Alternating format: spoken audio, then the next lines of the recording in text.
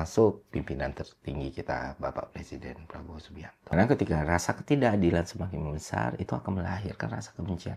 Rasa kebencian melahirkan rasa dendam. Rasa dendam bisa saja jadi bom waktu yang menghancurkan negara ini, walaupun pemerintah sudah berusaha sebaik mungkin. Makanya gue bilang, urusan status bencana nasional ini, itu lebih dari sekedar penanganan bencana, tapi sebuah sikap atau sebuah simbol dari kepedulian pemerintah kepada masyarakat yang selama ini merasa dipinggirkan. Ya, masyarakat yang lahir dan besar dan tinggal di luar Jawa ini. Karena dengan status ini mereka akan merasa nyawa mereka dipedulikan, hidup mereka dipikirkan, dan tidak terus dianaktirikan. Mana kalau kita lihat nih baik aturannya, apa yang terjadi di Aceh, Sumut, dan Sumbar itu sudah di atas threshold semua. Daerah yang terdampak lebih dari satu provinsi.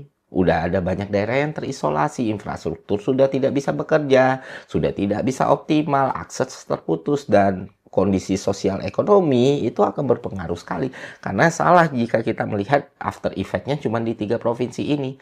Sekarang udah mulai terjadi berbagai kelangkaan BBM di daerah-daerah sekitar Pulau Sumatera yang katakan tidak terdampak lah gitu secara bencana ya atau secara air bah. Tapi ya BBM mulai naik, pengecer mulai naik, dan bahan pokok juga mulai naik karena ada beberapa kerusakan dalam supply chain ya ekonomi dasar, dan itulah yang terjadi sekarang gitu.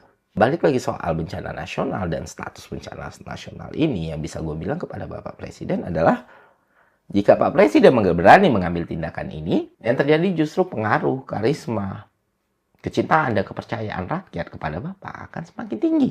Karena Bapak tidak cuma berupaya untuk menuntaskan masalah dampak dari bencana alam, tapi Bapak juga sudah berkontribusi dalam meredakan kemarahan, kebencian yang bertahun-tahun tertanam di rakyatnya.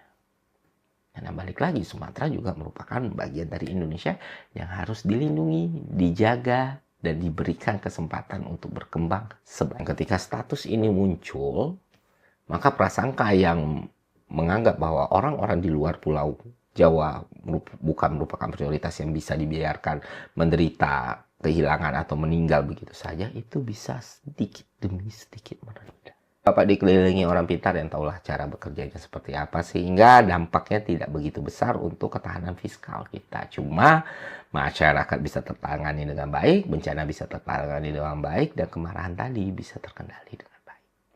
Oke, itu aja konten kali ini. Semoga bermanfaat. Sampai jumpa di konten